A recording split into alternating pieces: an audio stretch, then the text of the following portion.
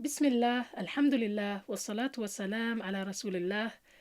Dear brothers and sisters, Assalamu alaikum wa rahmatullahi wa barakatuh, and welcome to another Feed podcast episode. I'm your host, Fatima Barkatulla, and today I have with me LaYinka Sanni. LaYinka is a certified Neuro-linguistic programming NLP therapist. She empowers Muslim mothers through her organization Evolve and Emerge through their transformational journey to being who, how, and where they want to be for themselves and their children. She's originally from Nigeria and is based in London with her husband and 3 children. And it says here she sips on more Earl Grey than she cares to admit. Okay. Assalamu alaikum, LaYinka. Wa alaikum salam. Gotta put L in the intro. Really? Is that important to you? Yeah, Earl Grey is... MashaAllah. I like my tea as well. Do you like loose tea? Too much faffing about. Oh. Just get a cup, put the bag in, put the hot water, none of this. My in-laws, they introduced me to loose tea, and they showed me a way of doing it so that you can just drop it in there and pour the water in. Oh, do you have it in one of those sieve thingy bobs? No, I don't need to. Yeah. You actually just put the loose They showed me how to in. do it Loose in such a way that, yeah, they're from India, so they loved Is it quite making ceremonial? their own tea. Yeah. Okay. Their own mixture. But yeah, that's good. Inshallah, we'll share an Earl Grey tea later. Inshallah. So tell me, LaYinka, I've seen you a number of times giving talks. Yeah. And there's just something about you. Like, I've always been really struck by the things that you've been saying in those talks. So I think the last time I saw you were speaking at Muslimah Writers Summit, right? Yes, And one of the things you said really stuck with me because I was working on a book, and I am working on a book. And one of the things about, when you're a writer is sometimes the things you're writing about are things that people have already written about, right? And so this voice comes, right, and says to you in your head, why would anyone want to know what you think about this? Right. What makes you think you're the right person to write about this? There are hundreds of people who are much better qualified or who are better writers than you. And one of the powerful things you said was, yeah, but nobody can tell it the way you do. And that really stayed with me because, that's absolutely true. People are not reading your book to hear what so-and-so expert has to say about it. They want to know your take. Exactly. And I think I remember the example I gave was how many copies of Goldilocks and the Three Bears, Little Red Riding Hood, do you find out on library shelves, bookshelves, and there are still new ones coming out, and you'd think publishers would be like, but we've heard this story a gazillion times. Yeah, let's just reprint an older version. Why do we need your version? But there's always, an author always brings their own nuance, a freshness, a uniqueness about it. And it's just like every single one of us have our own unique blueprint, right? And so what we bring in the writing world would be unique as well, even if we're telling the same story. So do you think everyone has a story to tell? For sure. Everyone has a story to tell. And that they should tell it? Whether they should or they shouldn't is entirely, I'm kind of like, I don't think there's any compulsion for someone to, but it's like, if you have been gifted with the ability to share a story, whatever it may be, that's something Allah has uniquely gifted to you. Just like some people can draw, some people can't. Some people can paint, some people can't. Some of these skills can be learned over time, but some people actually have the innate gift that is effortless to them, right? Natural. And if you've been gifting, if you're kind of natural, and if you've been gifted with the ability to tell a story, why... Own it. Yeah, own your story. Why not own it? Own your voice, own your story, own that, your right to. And I think sometimes that's the thing. Some people feel like they need permission from someone. Yeah. Well, we're giving you permission today. Yes. To tell your story and to own your story. Own your story. I think we were mentioning just when we met today is that one of the things we mentioned was that if you meet somebody or you read something and you come to it from a place of, you said curiosity, right? And humility, and you think to yourself, I could learn something from anyone. Yeah. That's like the most You're just open powerful to, and you're just open way to of everything. meeting somebody, You know, like, and reading something. for someone like you, especially, mashallah, who's endowed with knowledge, you know, mashallah. So you could kind of, it's so easy when you're in a position of knowledge. Having knowledge is a privilege, you know. It's a privilege to have knowledge that some people don't. And so you could be like, go to a gathering, like, yeah, I know all of this before, yada yada yada, what are you going to teach me? Or you could be like, I wonder what I can learn from this. And then you will walk away with something. Yeah. And even though you may know that you've heard that hadith 1,000 times, you've heard that ayah, Right. but there's a nuance to it Yeah. that you hadn't. That sister or that person And then brought you're just out. like, Yeah. and it's like you've just learnt it for the first time. Right. And that's why I love being in that place of constant curiosity, even like with my kids and stuff, constant curiosity. What can I learn from this child? That's true. Right. Yeah. I may like get like flustered at some point, and my eldest, he's 15, and he'll go, but mum, why are you stressed? I'm like, I don't know. I'm just actually, I don't know. Yeah. And it's just, you know, that ability to be curious about what's going on here, rather than I'm the mum, you're the kid. I'm the authority. I know, you don't know. Yeah. You just open yourself up. I think that's huge because, you know, like the past generation. I don't know if it's like that in the, like, you've noticed that a trend of like that in the Nigerian community, if there is such thing as the Nigerian community, but There is. amongst Asians anyway. I know that there's this kind of distance between parents and children, you know, of that generation, and parents would find it really hard to ever say, I made a mistake, I'm really sorry. Yes.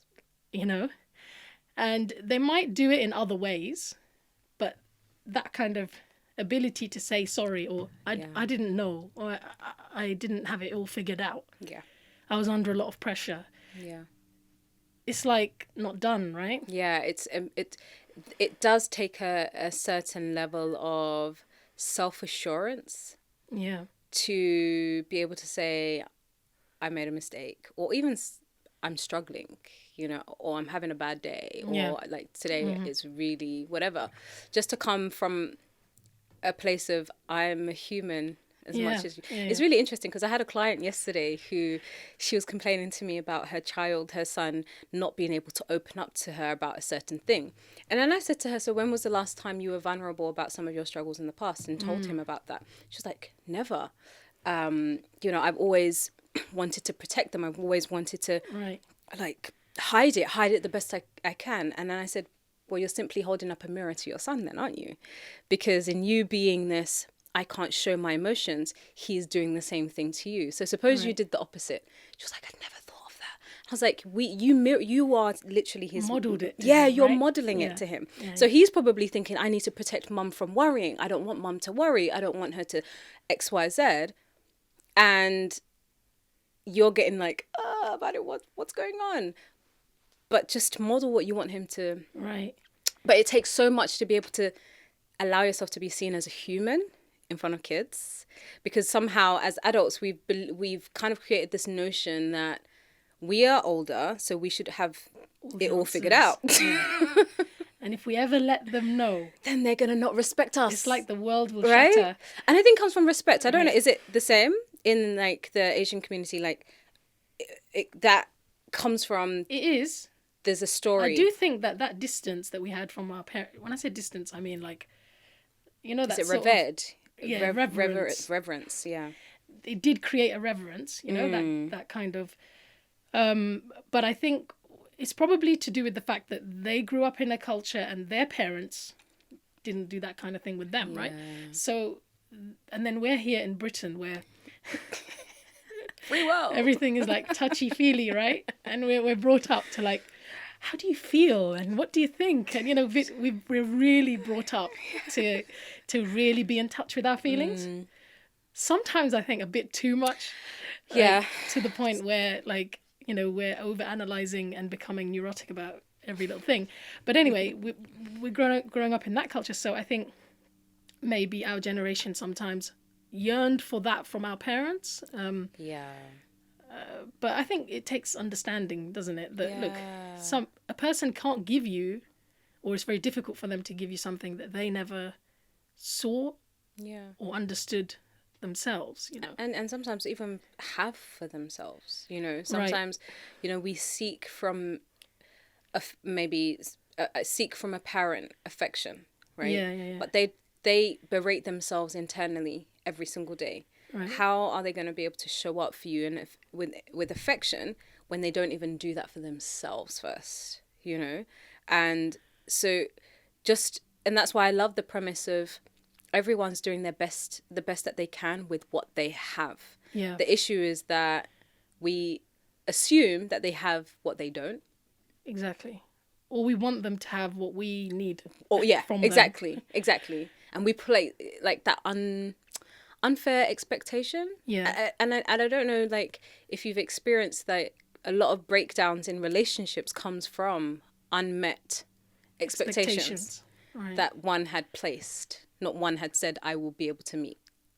I think that's huge. I mean, especially, you know, just realizing that you know, your parents, for most people, their parents did the best they could with the knowledge, you know, knowledge as in experiential knowledge and just knowledge of the world and resources that they had. Right.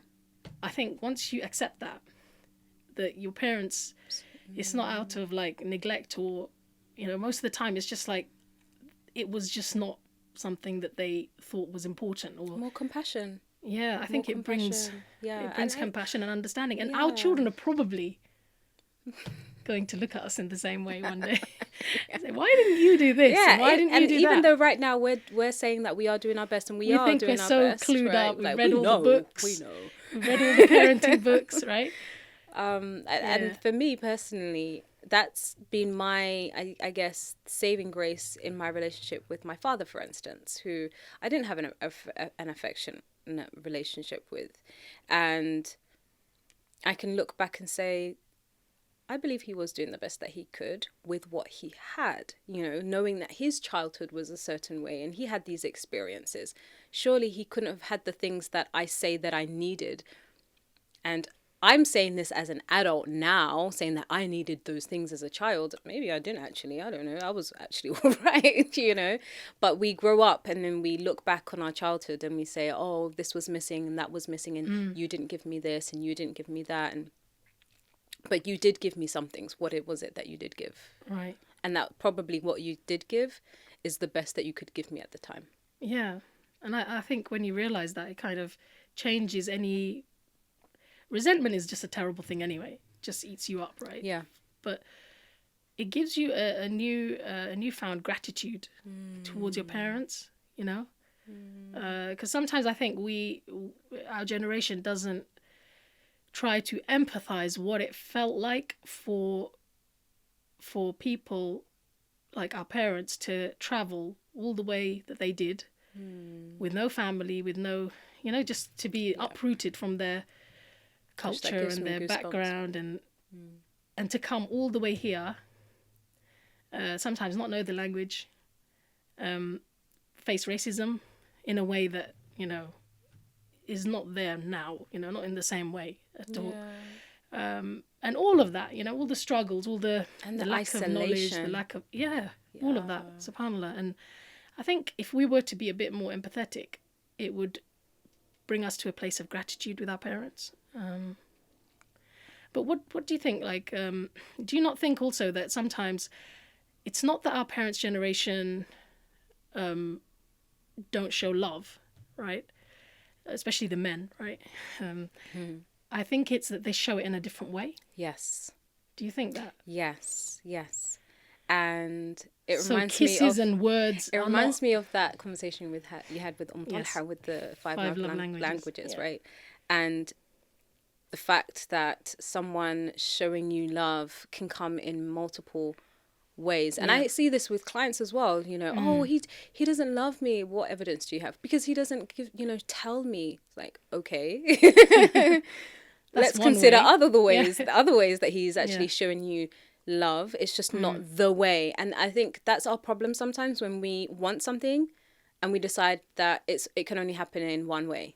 That leaves us in a bit of a dilemma, really, because we've said that if it's not this way, then we can't get it in Then other I'm way. not going to accept Then it. then Yeah. it does not even that it's not. I'm not going to accept. It does not exist. It doesn't exist. Yeah. But you see, that's like a disservice to yourself. Because I'll give you an example. My dad, right, when we got to a certain age, I think he stopped being like kissy huggy, you know, like obviously like You're big especially girls with now. girls, yeah, when we're older. But I feel completely loved by him because the way he shows love, when he goes abroad, if he sees a book, Fatima would love that book. He'll buy it, you know. If he sees something, he hears about something, he'll tell you, hey, you know, there's that thing going on. There's this, and it means like he's thinking about you, right? Yes. And also through acts of service. Yes. So for him, it's like, if you need anything, you can call dad. Yes. He's there. Yeah. Doesn't matter what's going on, right? I think acts of service are the ones that we often eliminate in our minds. Yeah.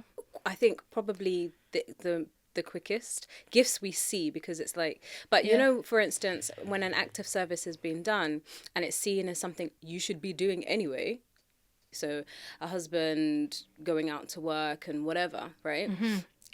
The woman wouldn't necessarily thank him or show gratitude to him for doing those things, because this is your role, this is what you should be doing, and vice versa. You know, woman's cooks for you, whatever, this is what you should really be doing anyway, so why should I?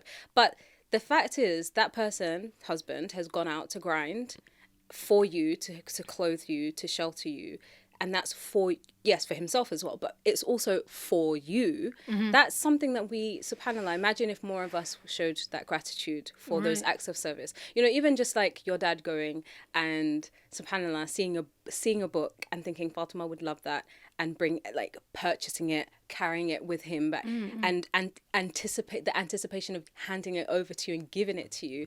You have, on multiple levels and multiple planes, you've been on his mind, and just being on someone's on someone's mind is an act of love, but we don't see it. In a way, it's kind of more meaningful than lip service, you know. I'm just saying, like, it can be, you know, the fact that it's so much deeper in some ways, you know. So I think love, our parents show us love if only we were to recognize their way of showing love, right? Yeah. I know that my father's way of showing love to us was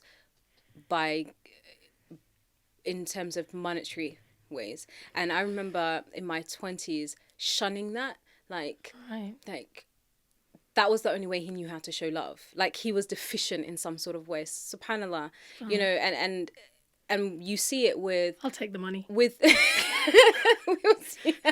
so funny.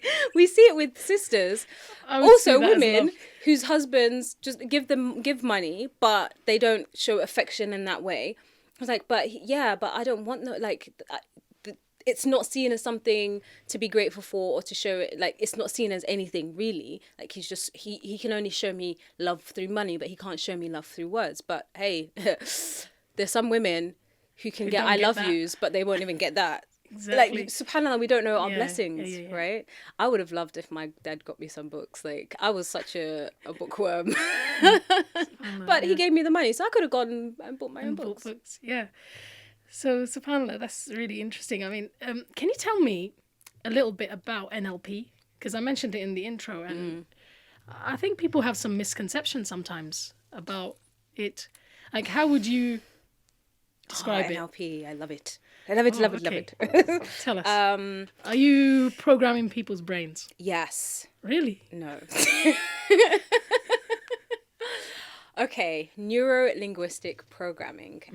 Neuro referring to the brain, and all of the things that the brain is exposed to. So everything that the five senses. So it takes in everything. So, and I love when I study, like, I remember coming across the fact that the brain, our senses are. It's being bombarded with over 2 million bits of information every single second.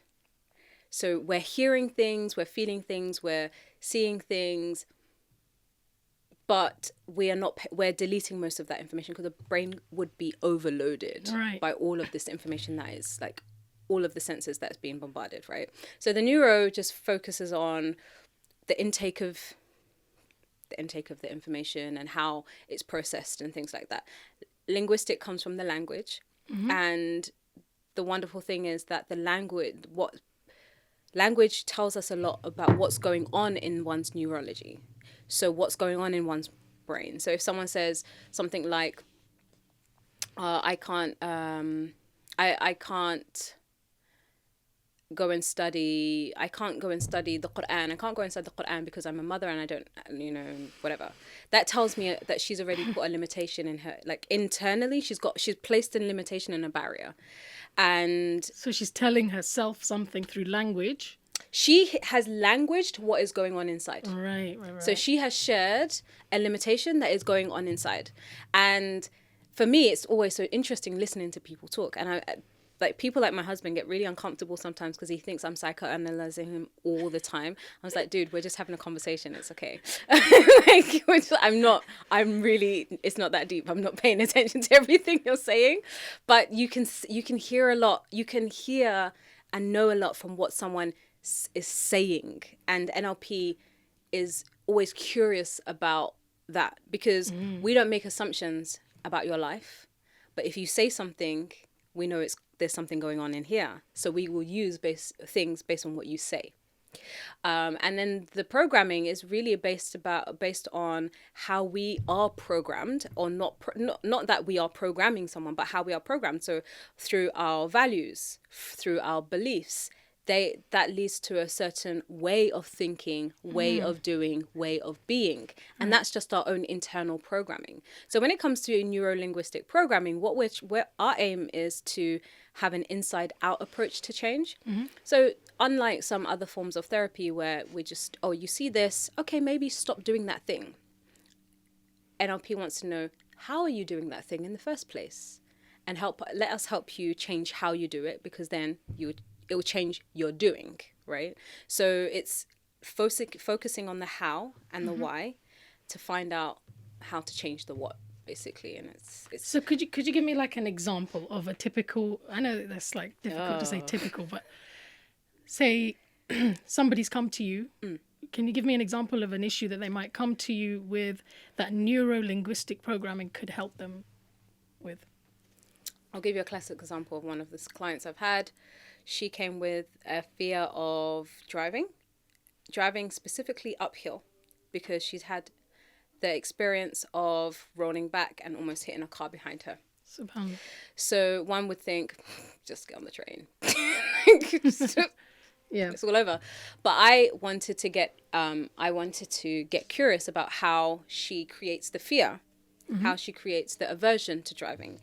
And what I looked at was so for instance, what images she had in her head, what thoughts she engages with internally. And then I took her through the process of actually dismantling that. Now, the thing with NLP is that we have certain techniques that can help dismantle certain behavior and thought patterns, right? And those can be quite powerful in and of themselves. But a lot of NLP, actually, the skill of NLP comes from using language to help someone dismantle their beliefs, their premonitions and their internal assumptions, and help them to reach newer conclusions that opens up more choice. So would you say things like affirmations? Affirmations work to a certain degree. Okay. I like positive affirmations to a certain degree. However, like something that I teach the ladies that I work with is that you can tell yourself, you're beautiful, you're beautiful, you're beautiful, you're beautiful in the mirror. I'm beautiful, I'm beautiful. And there'll be that little voice that says, you lying, girl. A lot of rubbish. Just lying, you don't. And then we'd need to go, why is that not working? Then we need to look at her self-esteem. Does she, her self-worth, her self-love, her self-belief. And those are key because to helping the affirmations actually work. Because if you don't like believe that you're worthy of being here, if you think that you're a waste of space, of course, you're beautiful is not going to help you, right? And so that's why NLP is like focused a lot on the roots of the problem. I often say to my clients, some of my clients say, you're a mind doctor, you know, you're like, you go in with the scalpel and like you get right in there and you sort it all out, clean up the mess, and then you come out and seal it up nicely. And I think I like that analogy, so I'm rolling with that. Sure. I roll with that. But for someone, like, it has got some bad, it's got a bad rap. It gets a Where bad does that rap. come from? It comes from the fact that language is powerful, and through certain language patterns, you can use it to manipulate people. So NLP has to be used with integrity and with a clean niyyah, like a clean intention. So, for instance, yes, and the thing is with NLP is embedded in a lot of advertising and presidential speeches, and they know certain things. They've probably been taught it in order to manipulate people to think a certain way, right? And that's tap just into people's fears, tap into their right. And that's the power of insecurities language. Allah has gifted us with language, and it's so powerful. In the wrong hands, it can be used to manipulate, and that's the truth. A side stem from something that stems from NLP is hypnotherapy, which has also a bad rap. Like, oh my God, you're kind of like, are you using jinn? But subhanallah, the thing about hypnotherapy is that it is simply a state of trance. And trance is a state of extreme relaxation.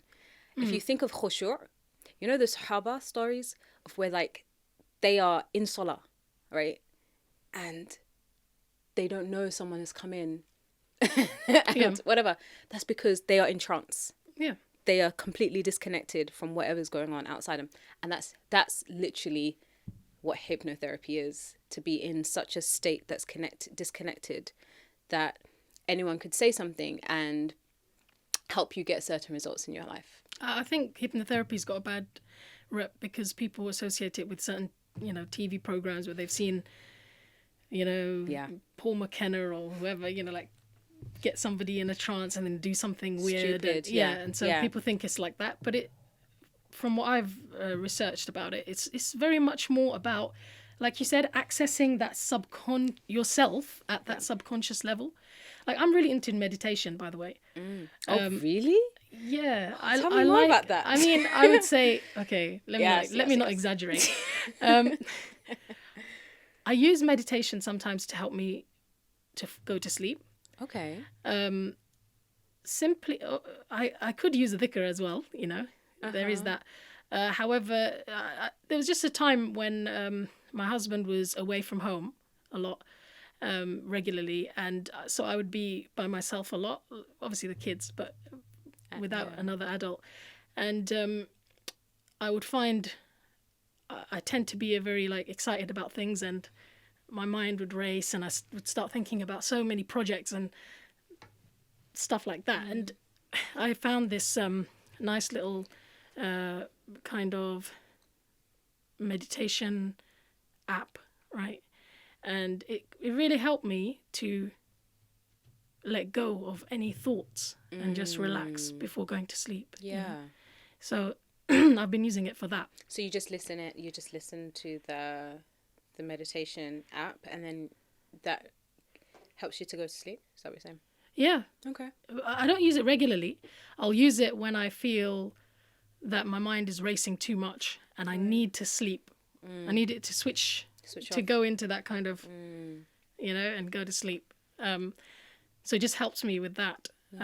So I could see just from that, I mean, it's just a simple thing, but just from that I could see how, that kind of focus and accessing your subconscious can help you to kind of become very at one with yourself.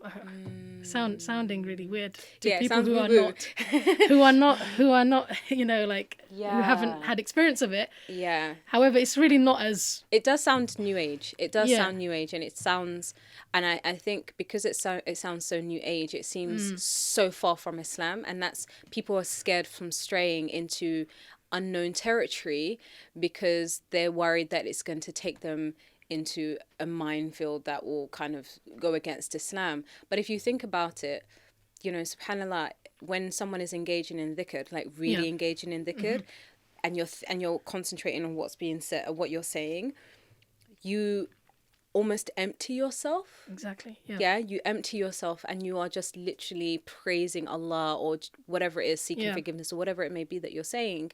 And that's almost like the peak state Right. of connection to Allah. Absolutely. You know, and that's how I think of salah, like real khushu', that's deep. Like I've emptied all of my thoughts, all of my like fears, everything, and it's just me in conversation with the Lord of the worlds. Yeah.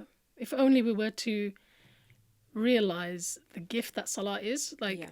if we weren't to pray at its last time or rush, or, you know, if we were to like really Give it its haqq. give it its Yeah. haq, I think it's much more powerful than meditation. you know? Yes.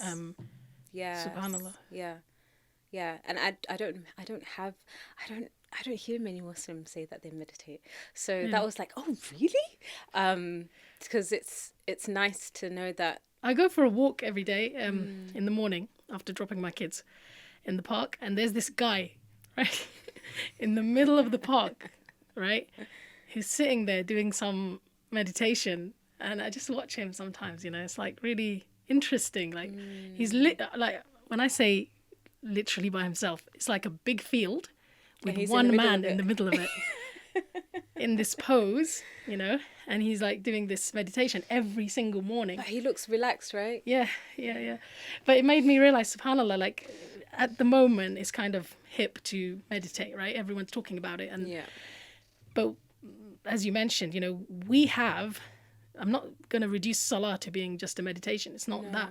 But we do have that 5 times a day ability to tap in Yeah. away from the world. Yeah. And I think that's probably one of the causes, isn't it? Of Yeah. like people Constant feeling connection. the need for meditation, the constant, like you said, bombardment of information. The phones don't help, right? Like, well, it's the way we're using the phones, Yeah. right? Constantly allowing ourselves to be attacked, you know, mentally with information, news, bad news, good news. Yeah.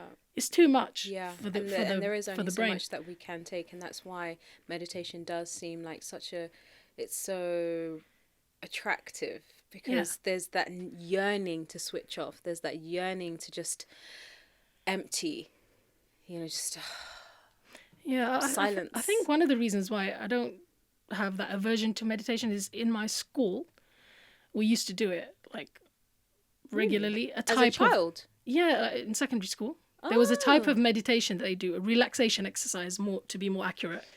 But it's very similar, you know, Wow. where you literally tighten and release every part of your body from the bottom to the top, and you would. What did that do for the kids in the school? I'm curious. Like, what was like the behavior? I fell asleep the first time. I'm not joking.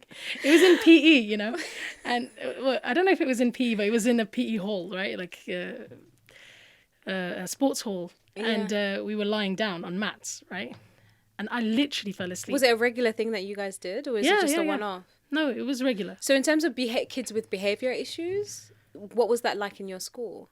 Because I can only imagine that it would be like a nice thing for kids. It was amazing. I loved it myself, you know. I realized how connected our body is to our thoughts. Yes. Because what happened was you could, they did this exercise where you could literally see the difference between, like, say, a shoulder that you'd tensed and then relaxed Yeah. compared to your other shoulder. Like, literally, we are in a state of tension a lot of the time. Yeah. And we don't realize it. And I think that's why sometimes people find it hard to fall asleep, or They find it hard to relax. Yes. Even something as simple as take a deep breath. You realize that you have been taking shallow breaths. Yeah, absolutely. Yeah, and someone says take a deep breath and you're like, oh, that feels so good. It's like, yeah, because we don't breathe deeply. Yeah, so subhanAllah, there are other... I think before people become suspicious of something, Yeah. like you said, they've got to look at the fact that it depends on the intention of the Yes. person behind it. And also, there is wisdom and goodness in different techniques and different types of things. It's Yeah. not... we shouldn't be overly suspicious without doing some research and looking into it. Yeah, absolutely. And I think that's where my personal openness with NLP, because I started my journey with NLP started as in the client seat. I didn't go in to learn about NLP. Yeah. So you benefited from it yourself. So it was only from benefiting from it personally that I developed that certainty that this is such good stuff.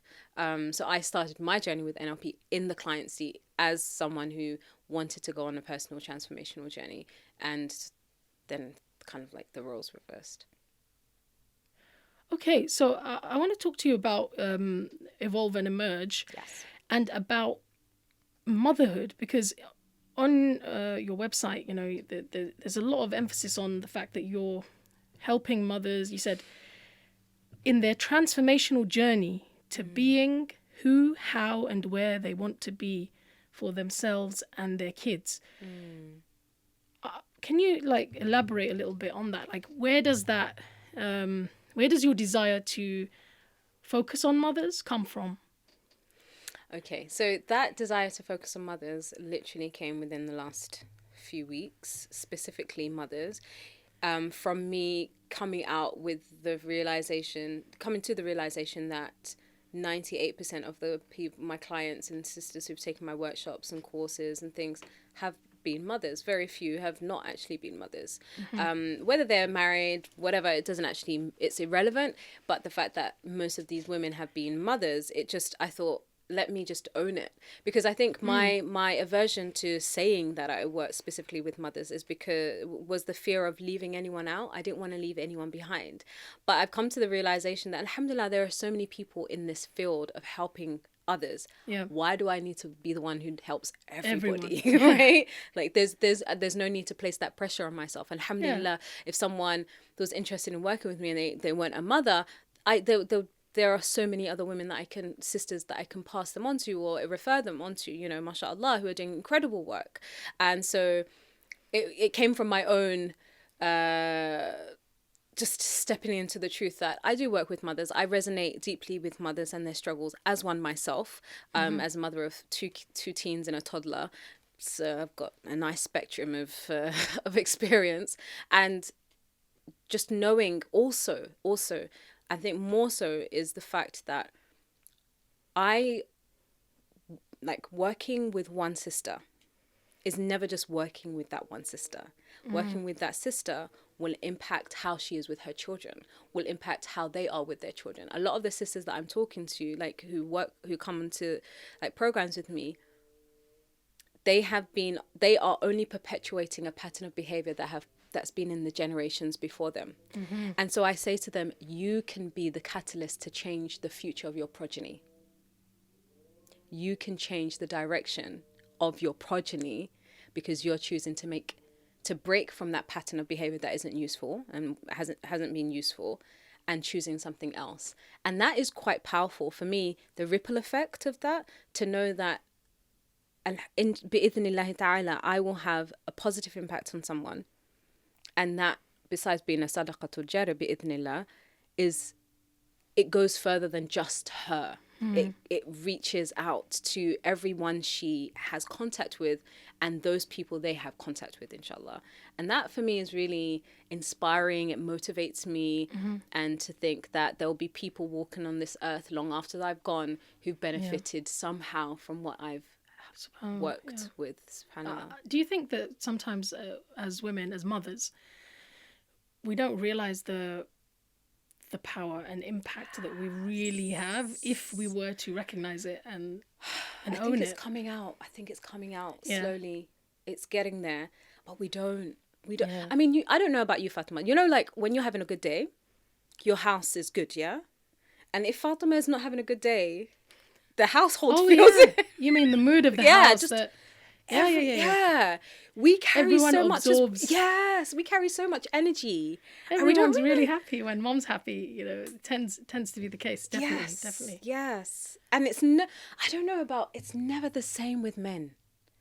When a man isn't in a good mood, yes, the woman might absorb that, but him changing She might not probably get necessarily. in a bad mood for him being in a good mood. Right. You come home all happy and cheerful. And I've been washing, I've been doing this, but Yeah. you see what I mean? Like we have so much. Even this is where, and this is really why I love that ayah in Surah Al-Ra'd, where Allah says that He will not change the condition of people until they change what is within themselves. This is the premise of the work that I do, Right. because if you work on yourself, and I've seen it as someone who was once passive aggressive and was always having mood swings, and how that impacted my family, to now where the household, like generally we're having so much banter, you might not know who's the like parent and who the kids are, you know? And that's just from me working on myself first. Not saying, well, you should change and you should change. And if he were to do this and if she were to do this, then I would be like this. I think that's often the narrative. That, So how did you realize that? That it starts with me. To start focusing on, yourself. It came from asking myself the question, if you were to die today, LaYinka, what would your children say about you? If you were to die, what would they say? How would they describe you? What would they say? And the answer to that was so painful that I decided at that moment, like, yeah, we're not going out like that. This is not the legacy that we're going to live, where your children would say, well, she's always angry and she's always shouting and she's never praised me in my life. She's never says anything good about me.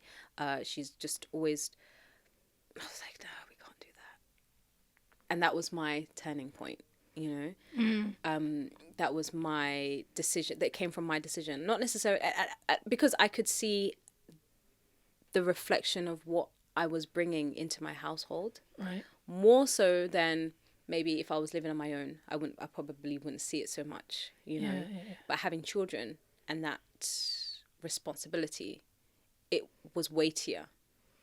SubhanAllah, children are such a mirror, aren't they, to us? I mean, SubhanAllah, I was just thinking that one of the practices that we have in our house, I don't know if you'd recommend this, is every year we have a family meeting. And we do like is it an annual? It's like an annual review. I love My husband hates it. He hates it. He hates it. He's like, oh no, she's bringing her diary out. My poor husband, right? But he gets it, you know, he gets the... It's just that... You've got to cut this out, by the way. So we have this... I've still got taste about it. I know. So we have this meeting, okay, a family meeting, once a year. And in it, you know, my husband hates it, but he understands the utility of it, right? So we'll sit down, usually at the end of the year, or at the end of the academic year, because everyone is like going by that calendar at the moment, right? We'll sit down and we'll say, okay, what's working in our family? Oh, big questions. Okay. What's not working, right? And apart from like us doing like individual, going through each child and asking them, you know, what are your goals for the year and stuff like that, okay, we also do this very painful inventory of what would you like to change about our family? And I'm telling you, the first time we did it, it was painful. What made it painful? To hear the truth from your own teenage children about how is stuff for them? How is this experience for them, you know? Because I think as moms, or especially like if you're like quite an organized person and you have these tick box, right? Like, well, I've done this, I've taken them on this, I've done that, I've done everything that I'm meant to do. But how are they experiencing it? What's the experience like? Right? That's so powerful, Fatima. Yeah. I mean, It's yeah, painful as well. Like painful in the sense painful that, for whom? For you to listen to it, or for but them the thing to have is, to it's say a it? temporary pain. Yeah, Yeah. it's painful for parents to listen to, Yeah, especially when you think, but I've done so much. I'm stellar. I've worked so hard, or, oh, they're just so unthankful. Yeah. You can start thinking that. Yeah. But you see, I know of instances in families where things weren't talked about like that, and children went year after year after year having problems and struggles that they could never talk to their parents about. And then what happens is that can then blow out of all, like Out of proportion, yeah. and it can even become a mental health problem. Yeah. And then later on, sooner or later, you have to deal with it. That's what I'm saying, Yeah. right? Yeah. There's this book, I don't know if you've seen it, right? It's called There's No Such Thing as Dragons. No such thing as No what? Such Things as Dragons. Oh, dragons. Okay. And it's a book about this boy, and he's got a little dragon in his house, right? And he keeps telling his mum, there's a dragon in my room. And she's like, don't be silly. There's no such thing as dragons. And, throughout the book, like the dragon, he's there at breakfast time, and he's there at different times, and he's growing bigger and bigger and bigger. And his mum just keeps saying, there's no such thing as dragons. Don't be silly. Yeah. Until the dragon becomes as big as the house and takes over the whole house and carries the house and starts walking off with it. And then the mum is like, oh, there is a dragon, right? And and when she acknowledges that there's a dragon, it starts shrinking again, and then it... Right. So it's a kid's story. It's a kid's story, right? But when I looked at it, I thought, wow, that is it. Yeah. We do not want to face up to the problems when they're small. Yeah. Right. And then we allow them to grow. We allow them to grow. Sooner or later, you're gonna have to notice it. It's gonna demand that you notice it. Yeah. And face it. Yeah. So better to face it when it's small, manageable. Can deal with it. And you can deal with it, rather than it becoming like a big... Do you know what I mean? And I think that's why we started that practice of having those meetings. I love that. Yeah. My children and my family may thank you, or they may not from this day. It's that diary. She's bringing her diary out. For me, I love it because it's all about growth and becoming better. There's always going to be something to work on, and that's just the nature of being a human being, because we're perfectly flawed. And so there's always going to be something. But do you know what I love particularly about what you said? You're doing something, but someone's experience of that thing that you're doing might be very different from how you're perceiving and how you're doing it, right? Right. And so that gives you an opportunity to really reassess yourself, and to think, okay, so it wasn't taken as I had intended for it to be taken. So how can I, what can I do better, and how can I improve? I'm all for that. Yeah, so, absolutely. Yeah. And I really value the fact that you're talking about how important mothers are. And, I think if we can really encourage mothers, right, and bring out that knowledge in themselves of how important they are and how pivotal, to culture, to society, I think that's probably going to be the most powerful way to bring about any kind of positive change. And that's an epiphany one of my clients had this week, that I actually matter. Wow, isn't it sad that in the culture that we live in, unreal, motherhood and mothers are seen as a side, like your kids are a side project, they're a side thing to your main career, right? You have this main thing, and they're on the side, and they have to fit around it, and it's not seen as what's the word? If you ask a sister, what do you do? Oh, I'm just a mom. You're just a mom? Yeah, do you know the weight of your role? Sisters, I really want to say this to you. Please never ever say I'm just a mom.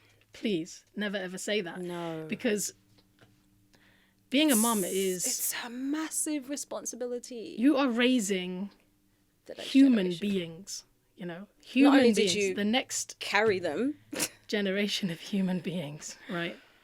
And nobody has the influence that you have. And that's scary as well, right? But at the same time, I think it's a kind of, it's life, or it's Allah subhanahu wa ta'ala forcing us to step up, yeah, you know? yes, yes. And I always, when I look at my kids, I'm always grateful that Allah gave them to me in order to be a means for me to fix up.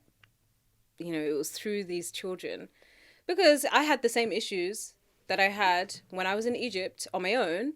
Then I had when I, you know, when I was a mother with my children. So it's not that the issues were that I didn't have issues. It's just that having my children presented me. It was literally the mirror that I needed to actually finally face myself and say, issues.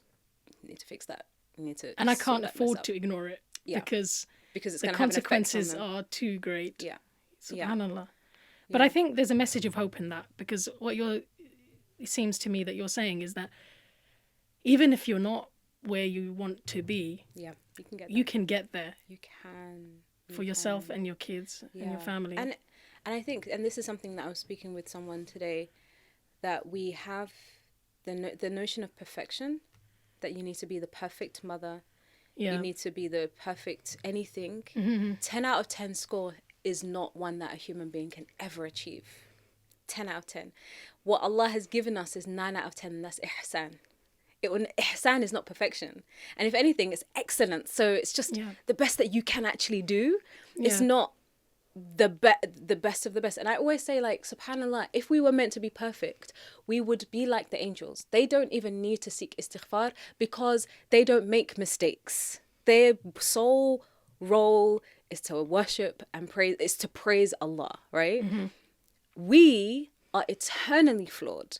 That's why Allah says, the door of His mercy is open to us.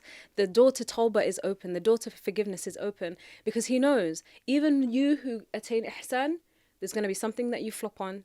There's going to be a mistake that you make, because you're human. But I'm more merciful. Like my mercy supersedes my wrath. You know, and for me, there's that hope that yes, today might be a rubbish day, but you know, if Allah gives me tomorrow, and if I make tomorrow, I can decide that today is a new chapter. Absolutely. And I will I will make amends today. You know, I'll do things differently today. SubhanAllah. I really love that message. You know, it's so easy to get into a victim mindset, you know, where you feel like, we mentioned parents, you know, you feel like my parents should have done better, my husband, my this, my that, you know. And I've noticed that when sisters start thinking to themselves, you know what, I can't change the past, I can't change everything around me, and I can't change other people. Fundamentally, I cannot force them to change. No. The thing I've got power over is myself, and I need to bring about the happiness, the joyfulness, the whatever it is that I want to see in my life. I need to bring that about through action and through dua and myself. And you know that people allow their past to haunt them, and to, you know, the past is the past. Things have happened, you've done things that you're not proud of, you know, you've made mistakes. Yes, you've yelled at your child. Yes, you've said some hurtful things, and that time has passed. But yet we lament about the past, forgetting that we can create a new future based on the choices that we make today. Right. Our future is determined by our choices today, and we have an infinite number of choices we can always make, which means our future has an infinite number of ways that it can play out. Absolutely. So we don't know what Allah subhanahu wa ta'ala has written for us. Right. So we have no right to say, I can't, or that won't happen, or that dua won't be answered, or that wish of mine won't come true, right? Just choose differently. Yeah. Choose differently. And with NLP, the aim of NLP is to help you to see you've got more choice. Well, you know what? This reminds me of a recent episode of Honest Tea Talk. And for our viewers and listeners who don't know what Honest Tea Talk is, you can look it up on YouTube. Honest Tea Talk is it's just like a coming together, mashallah, of three sisters. You describe it to us. What is Honest Tea Talk? I love Honest Tea Talk. Well, it was inspired by Jada Pinkett Smith, her Red Table Talk, where she and her mum and her daughter come and they have a conversation about whatever. And they just bring it to the table, real talk. And this comes from Alia Qadri, Rayan from Solace, and Sisters Achieve, who put out a message on Facebook one day and said, wouldn't it be amazing if we had a Muslim version of Honest Tea Talk? And everyone was like, yeah, go on, waiting for you then. Yeah, do it. She was like, that wasn't what I was thinking, but okay. And then alhamdulillah, we kind of, the three of us, so Sumaya, Hassan from Recite and Reflect, Alia and myself, we literally come to the table with some tea, obviously me Earl Grey, and we just talk about important matters that are important to the ummah, specifically to women as well, and just wanting to create dialogue, to create awareness, and to just talk things out that we generally don't want to talk about. So we've covered quite a few topics so far, such as abuse in the Muslim community, which was the recent one, one of the recent ones. We've talked about self-love and forgiving ourselves. We've talked about depression, and that one was a bit controversial, and just about being real also. So we've covered quite a few topics, and alhamdulillah, it's an opportunity. Yeah. And just thinking about Honest Tea Talk, like for me, it has been, we get together, we have a conversation, it's good, drink some tea, have a good time. But when you get messages like we got last week from a guy on YouTube, and he goes, I'm a white man, I'm Christian, and I love what you're doing, and everything you're saying is so universal. And we're like, we're talking about Allah, and we're talking about the deen, and then we've got this white Christian man who's just like, keep doing it. You never know where the message is going to land. And this for me is like just a metaphor for life. You know, you plant seeds, and you just don't know. You don't, like, the aim is to plant good seeds, so that whatever comes forth is beautiful and useful and beneficial for other people. And that has kind of changed how we viewed Honest Tea Talk, in that, bi'idhnillah, this can be a way to so much khair. Maybe fostering understanding, maybe people being open to wanting to know about Islam, maybe people kind of bringing down all these misconceptions and the stereotypes, and, you know, people learning about their deen in a way that they didn't. Like, one sister would say, oh my God, like, seriously? I didn't even know that spiritual, like, religious abuse, like someone using the deen to abuse me, was a thing. I just thought that's his right. It's like, oh, okay. So now we've opened up the door for you to actually see what's really going on in your marriage, for instance, you know? So alhamdulillah it's been enlightening, but for me it's been like a real blessing. But I'm actually really interested to know, what have you thought of Honest Tea Talk as a viewer? What have I thought about? Yes. It's always I felt like busting onto the set and joining you. Yes. That's the first. Well, you know, we're going to bring you on for season 2. Yes. That's my first instinct. Okay, because I love a good conversation with my sisters, right? I think for me, I think it's that same thing that we were just mentioning about when there's a problem, and when there are issues in the community, right? It's like that little dragon in the house, right?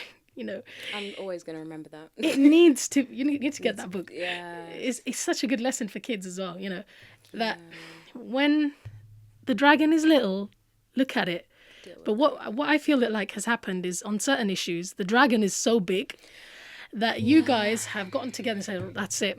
We're gonna notice the dragon. We're gonna talk about it. We're gonna, you know, it's overwhelming sometimes. Yeah. So I think it is important. Yeah. It is important, and I think the first step, isn't it, is acknowledgement. and being able to open the conversation. So I see it as a way, from what I can see, a way of opening those taboo kind of topics in the first place. Yeah. And then hopefully I hope that, from that, people can start facing up and realizing, no, these are things that we do need to address, and we do need to, we can't just keep hiding them. And one of the things that I found very powerful in the last episode was when you guys were talking about abuse. One of the things you mentioned was about healing, right?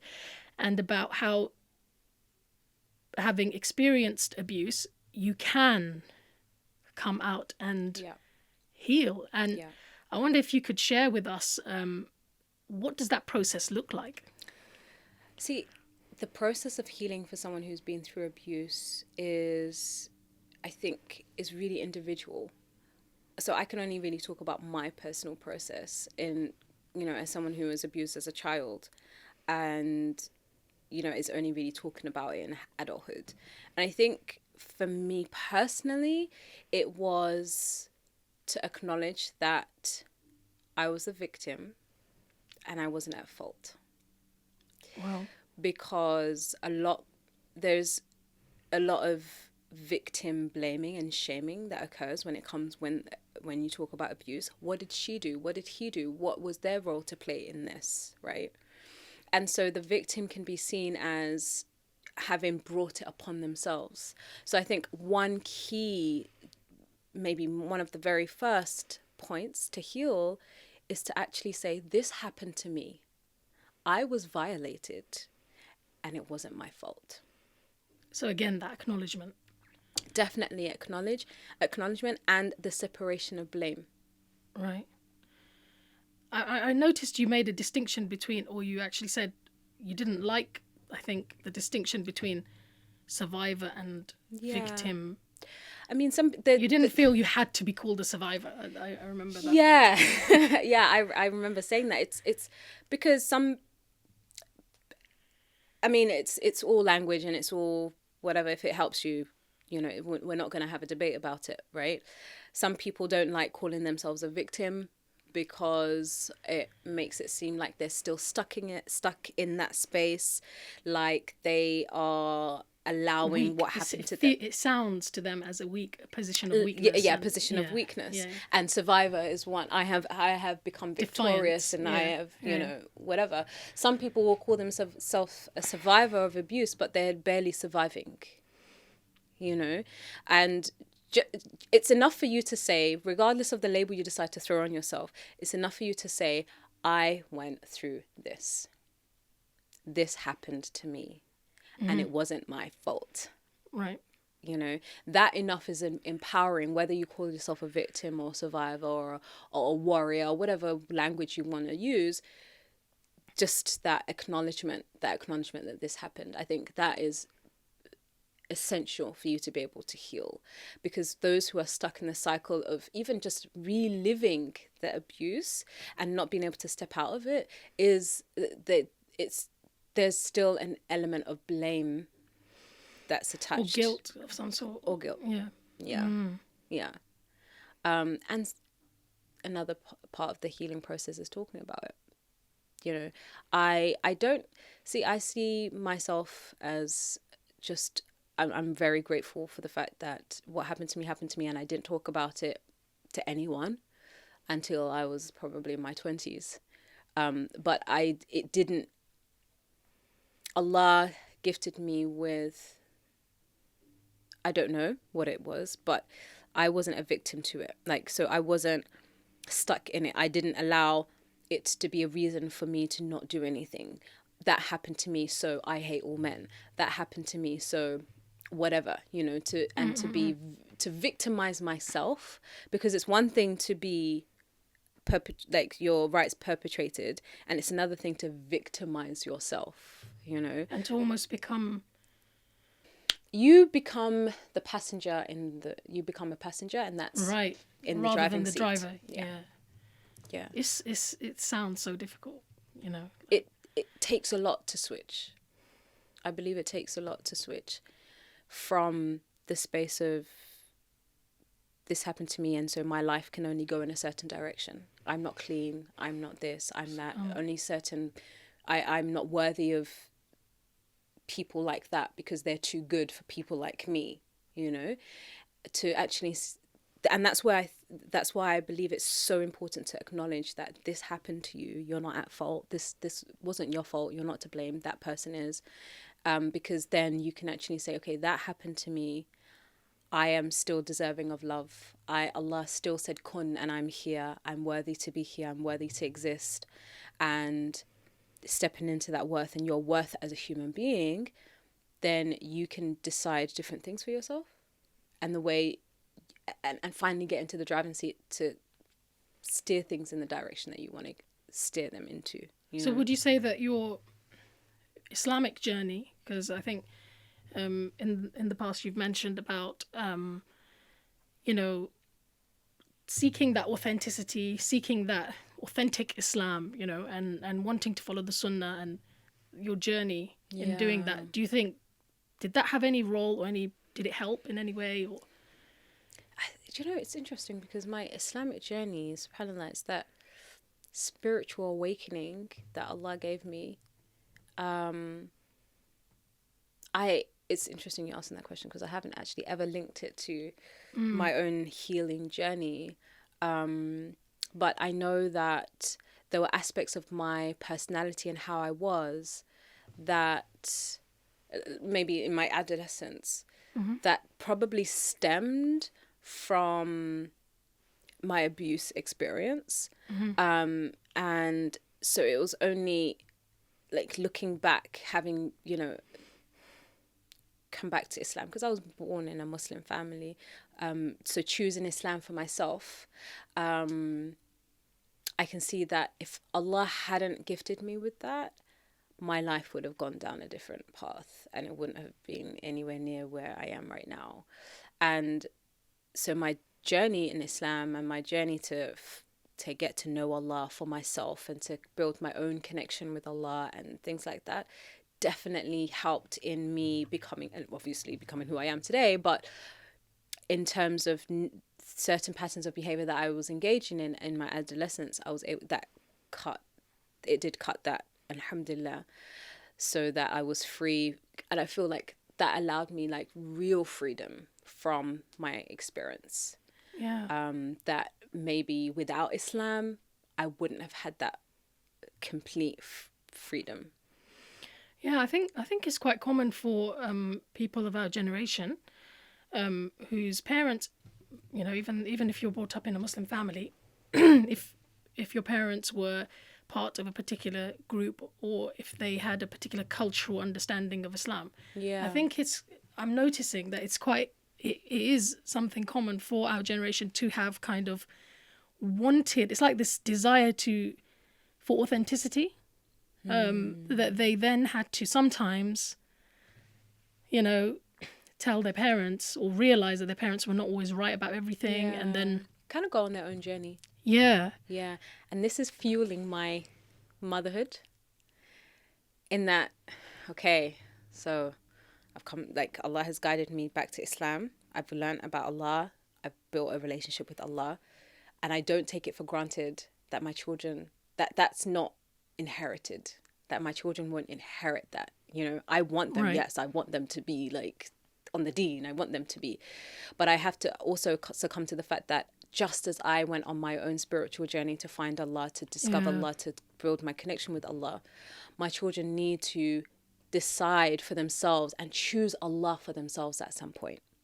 And that causes knots in my stomach and sometimes because that choosing Allah might not be right now. It might not be right now. That makes me emotional, but it's a reality. It might not be right now, but my dua is that whenever Allah takes them, he takes them when he's pleased with them and upon Islam. And whether that's not right now, as in they have to go on a bit of a detour, but that they will find their way back to him at some point. And so even like I look at my parents, they're probably in a state of despair, like, oh my God, this girl is going against everything our culture, like we brought her up on. And I mean, I didn't go wayward actually went further in the direction. And now, Yeah. in hindsight, you know, subhanAllah, my mom and my dad are like, alhamdulillah, you know, alhamdulillah, because they went on their own spiritual journey to come back to Islam anyway. But it's just that feeling of, okay, that belief and certainty and that tawakkul and that just trust in Allah, that my children need to choose Allah for themselves. They need to choose That is so for hard. themselves.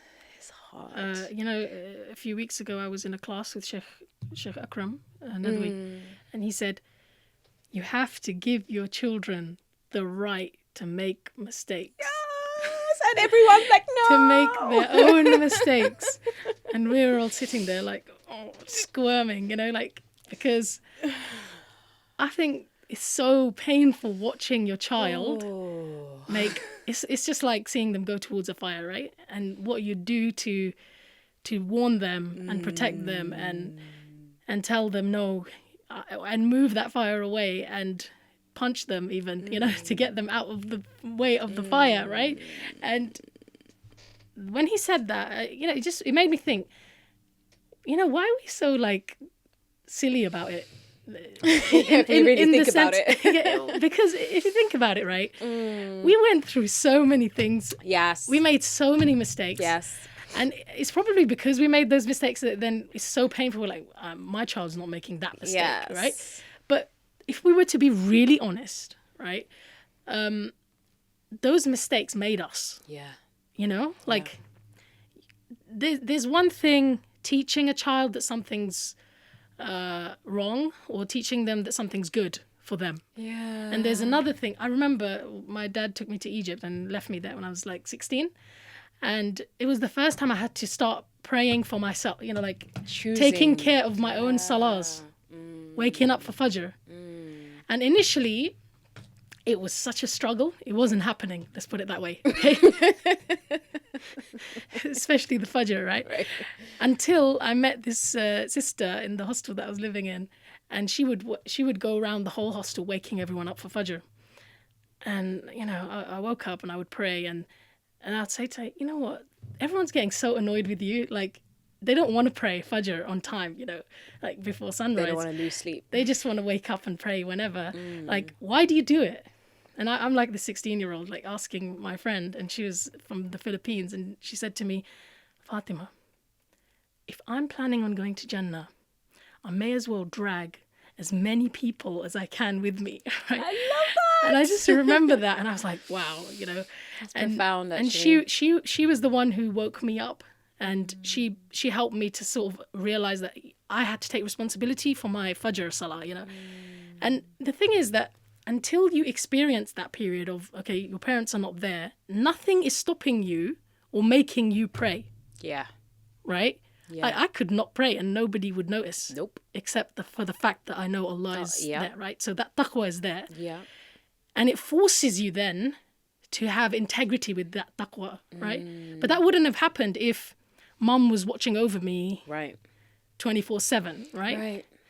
And I might have made some mistakes and had to go through that in Yeah. order to learn that difficult. So, like, we've had those types of things. We've had other things as well, but we don't want our children. I don't know what is up we with can't us, you know. bear for our children to go through. It's that fear, those like mistakes. you were saying, that if we create an ounce of room, they're just going to go a different direction. So let's create no room.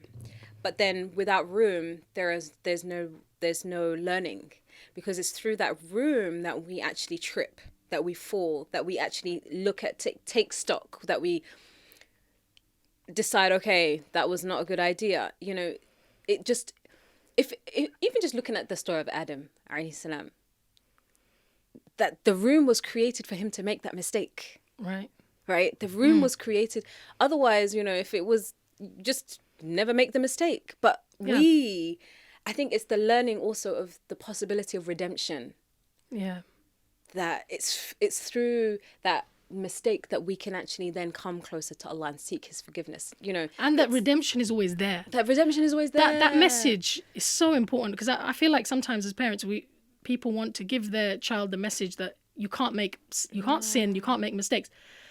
But when they do, they don't know what they're supposed to do Exactly. to come back. And so the possibility for them coming back goes down, because then they're thinking, well, I'm stained now.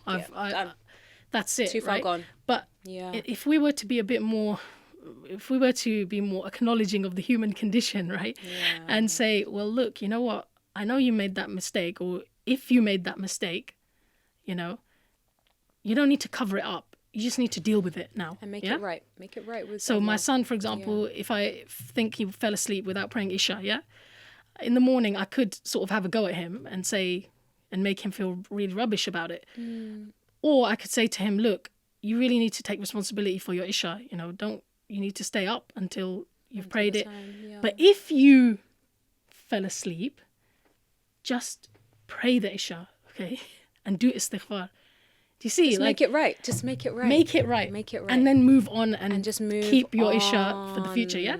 But you know, that comes also, I feel like what we were saying before, allowing them to know that we make mistakes too, and allowing them to witness, not just for us to sin, but to actually acknowledge, oh my God, I can't believe I did this today. This happened today, and I know I shouldn't have done that. You know, I know I probably shouldn't have snapped at the woman in the supermarket line, but you know, I feel bad about it now, and if I saw her again, I might apologize. Do you see what I mean? Like modeling it. Like you make mistakes, we make mistakes too.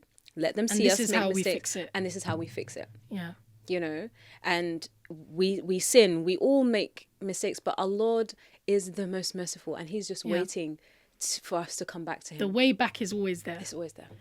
And what I'm thinking is, as long as the children are connected with Allah, as long as they're, like we as mothers, keep Allah in their mind and in their life, like you said, eventually life will force them to reconnect with Him, because there's no other way of living this life, right? Successfully. I agree. So anyway, may Allah subhanahu wa ta'ala protect our children. And Allahumma ameen. There was a wonderful piece of advice. I could talk to you forever, you know, subhanAllah, but you know, obviously we should come to a close. There was a wonderful piece of advice you gave me. I asked you in Ramadan about a situation that I had witnessed. I was asking you about teenagers, and you've created a space for teenagers, haven't you? Kind of. yeah. We have, it's something that I've been wanting to do. It's called Honestly Me.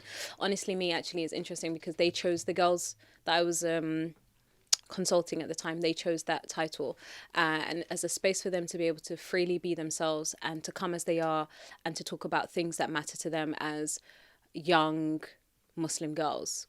And so we had an event, we had an event in just before Ramadan, and it was the Honestly Me Ramadan edition, where they could just come and share the highs and lows of teen Ramadaning. And it was, subhanAllah, as a mother, it was wonderful to kind of see how I could possibly be showing up and in and amongst my teens' lives and their struggles with Ramadan and their highs with Ramadan. But it was just really to create a safe space, because I think safe spaces are needed. We need more safe spaces where we can actually just say, hey, this is what's going on with me. And just to be, not even necessarily to be fixed, for there to be a resolution, but just to have a safe space to be able to talk. Last year, I actually ran safe space sessions for sisters, where we just had sessions, had a topic, everyone felt good, okay, good, and we left. But I realized that teens, they don't have that at all. Like, sisters have people they can talk to, but teens generally don't. Because of this, they're scared of judgment, they're scared of haram, astaghfirullah. So even when it came to finding a location, every single one of them said, it can't be at the masjid, because we won't come. Really? We will not come. SubhanAllah. And that hit me. Because it just shows how much we've distanced our teenagers, our youth from the masjid. I don't know if you heard the last episode of or one of the former episodes of Elm Feed podcast, where Sheikh Shams al-Duha talked about the distance of the youth from the masjid. Yeah. And what you're saying it just correlates. It's true. So they wouldn't talk. They would not come. No, if they would it was not in the come. masjid. They would not come. Not even not talk. come. They wouldn't even come if it was at the masjid. And these are nominally practicing families. And, yeah. So imagine then those who aren't so practicing, how are we going to bring them to so for me it was just a case of, okay, so we're going to just find a nice neutral space, nice and bright, comfortable, where we can have this conversation. And that's what we did, alhamdulillah, and it was beautiful. And they're asking me when's the next one, and we haven't set a date. Oh my god, yeah. It just sounds so essential, mashallah. And so in Ramadan I asked you something related, because I remember you mentioning that there were some girls who actually admitted to you that they were not fasting in Ramadan. Yeah, and their parents didn't know. Yeah. They were pretending to fast. Yeah. And so I asked you in Ramadan, if a mother has a teenage son and she suspects that he is eating, right, secretly, and he's not really fasting, then how would you advise that she approaches it? And I don't remember what I said. You don't remember, so but it was great. I wrote it down because it was so powerful, mashallah. So you said, one of the things you said was, and I knew that by phoning you I would get a wise answer, mashallah, because I think in those type of situations it's so easy, right, to fly off the handle. Yes. Especially when the child is an adult, Islamically an adult now. Yes. And especially when you've spent all those years nurturing them, they know better, yeah? So they know about Ramadan. Oh, yes. They've practiced, they know. It's just, it's either a suspicion or a reality that they are not fasting, right? Yeah. And you said to me, well, the first advice you'd give is to stay calm. Yeah. And that's essential. Yes. And to kind of extract yourself from the situation. Yeah. For a while. And I love that, because we need to think. We need time to think, because the damage that could be done in that situation, irreversible, could be so huge that the problem that you think you have would pale into insignificance, right? Yeah. If you were to handle the situation in the wrong way. Yeah. And you said, so extract yourself, and then you said, come back to the situation with curiosity. And an example you gave was like asking your child, there's this situation where, a parent has a problem with their child who's not fasting. It seems like they're finding it too hard or whatever. Like, what do you have any friends like that? Like, what advice would you give a parent like that? Yeah. In that situation? I remember that, yeah. And then you said, you'd ask them, what advice would you give the teen who's going through that? So instead of this kind of accusation type scenario where that's it, it's all over, and that kind of thing, you were advising to approach it in that way. And I advised that way because I'd used that method with one of my teens when they had done something they shouldn't be doing as an adult, as an Islamic adult. And yes, I could have flown off the handle. Yeah. My Nigerian self wanted to fly off the handle. But I realized one day you have to come back and we want to talk about Nigerian culture. And and I just knew that I wanted to, what's the purpose here? Is it for me to discipline them? Is it for me to put them down? Is it for me to tell them how bad they were?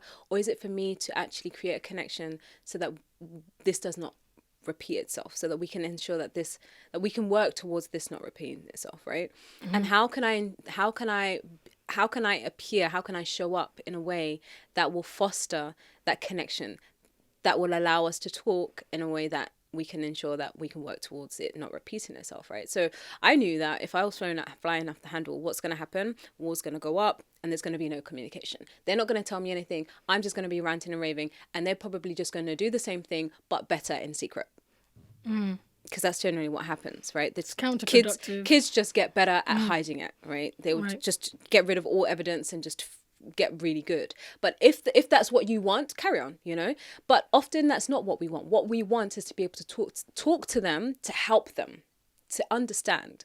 And so that's why I said, come from a place of curiosity. But also, if you kind of separate yourself and just make it a third person, like it's a story, then it's not like confrontational. It's not confrontational. Yeah. We're talking about someone else's issues, which is actually your issue, but we're talking about it from a third person, like a distance, so it doesn't feel so threatening.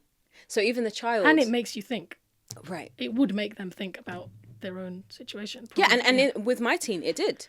It really did make them think, because they first of all, they said, they explained the reality of what the teen was going through, because it was a perspective that the adult hadn't considered. Oh, but and this could have happened, and this could have been the reason, blah, blah, blah. And so what advice would you give to the teen? Well, I'd probably tell them this. They're just self-advising. And that's more powerful because that comes from their own realizations than you lecturing. That just goes right. And the second thing you said was giving them the space to talk, and talking from an I position rather than a you position. See, this is the NLP, the language side the of language. Things, right? Language is so so instead important. of saying you should have known better, you this, you that, you were saying, you should say I care about you. Yes. And I'm worried about this. Yes. And I'd I like care to about know your what's really akhirah. going on. Yeah. I want to help you. Yes. Right? See? And in that thing, there's no, where's my defense mechanism coming from? Yeah. Like, there's no defense mechanism because you're not shooting at me. You're actually just placing it on yourself. And now I'm more open to being like, okay, so this is what's going on. Right? Yeah. And my mum loves me. My mum cares. Right. And this is the same for, yes, for children, but with any kind of conflict, any kind of wanting to gain agreement or gain on a level field with someone, just using the I frame rather than the you, because you is like you're accusing them, and I is more like you're keeping it close to yourself rather than like shooting at them. So that was and it's more honest in a way as well, because you're sharing with them how it's affecting, how this situation is for feeling. you, what you're right? feeling. So that allows that, again, vulnerability. LaYinka, we could just carry on, and we will invite you back, inshallah. I hope, I'd love to, because I'd love to explore some other things with you. Jazakillah khairan for joining me. I'm sure that been a good conversation. You listeners and viewers, that you will agree with me that it's been a really interesting conversation, really beneficial. Please do subscribe to the Ilm-Feed podcast. Please share it and tell your friends about it. Tell other sisters about it, because how many times are you going to find a conversation as honest as this, on the internet? It's not so easy to find. So please do share it. Tell people about the podcast on iTunes and wherever you get your podcasts from. Inshallah, I will say thank you to LaYinka. Thank you. Jazakillah khairan for all your pearls of wisdom. And assalamu alaikum wa rahmatullahi wa barakatuh.